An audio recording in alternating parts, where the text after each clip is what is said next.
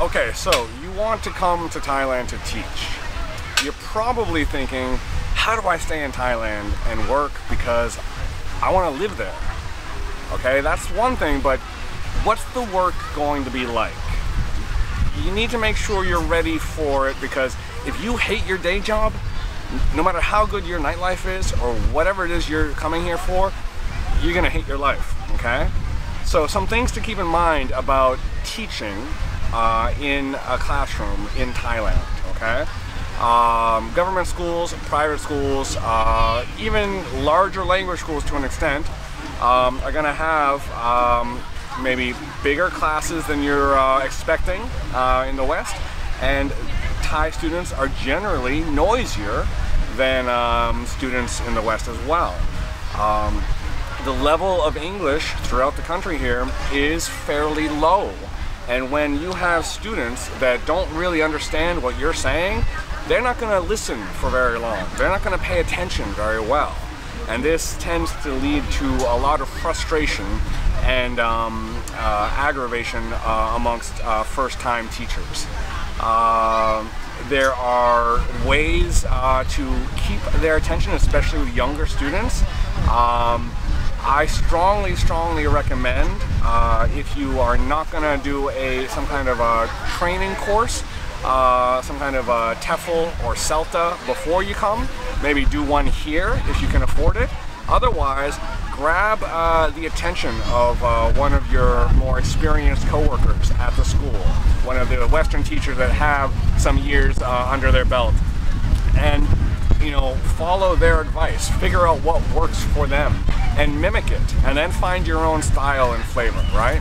Because you do not want to basically be going into a classroom and hating the 50 minutes you're in there in front of 30 to 40 to maybe even 50 little noisy Thai kids that are trying to learn English or just trying to have fun.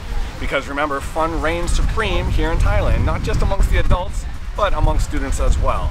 If a lesson isn't sanuk, it will not be a good lesson, okay? So, learn from the experienced teachers wherever you end up. Expect noise in the classroom. Expect lower performance than maybe you'd hope for come test time. You think you've been teaching really well, that they're learning so much from you, and then you give them the test, and lo and behold, they were just sitting there like lumps. That happens more often than I would care to admit, and we just do the best we can. It's an imperfect situation, but the country is desperate for English instructors. Right now, in order for Thailand to have any competitive chance globally, they need to drastically start improving their level of English. That's where we come in. That's where we as ESL teachers come in. And it's an interesting kind of dichotomy, because there is a tremendously high level of respect given to teachers in this country, much more so than, say, in America. Yet at the same time, the classroom tends to be a bit more chaotic and noisier. You will have schools where you are just given a bit of chalk or a marker and you're told to go and teach. You will have schools where you are micromanaged down to how many times you say something in class. Some schools will ask you to do extra duties outside of just teaching. You might have to stand at a gate or stand around during lunch. You might have to do exercises with the students during a morning assembly in a shirt and tie. You may not have aircon in the classroom. You might have aircon that you're not allowed to use in the classroom. Every school will be different, and I promise you, there will be things that aggravate the ever-loving shit out of you teaching here. It's about how you deal with that, and whether or not you can get past it and continue to be, or try to be, a good teacher, and enjoy your life here. Living here, much like working here, will present you with challenges every day, whether it's driving, it's communicating, eating, whatever it is. It's gonna be difficult, and there will be times that will arise when you're like, why the hell am I here? And there will be times that will arise when you're like, aha, this is why I'm here.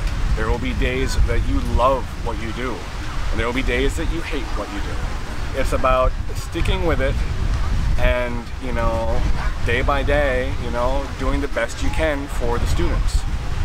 If you can do that, you can grow as a teacher, you can learn, and you can be a valuable member of the country here, and they need it desperately. So I strongly encourage anybody that's listening out there that wants to give it a go, if you have a degree, and maybe you want to change, or you want an extended holiday or something, but you are willing to work, you know, while you're at work and play while you're not at work, come on out, try it. It's an amazing, amazing, life-changing experience.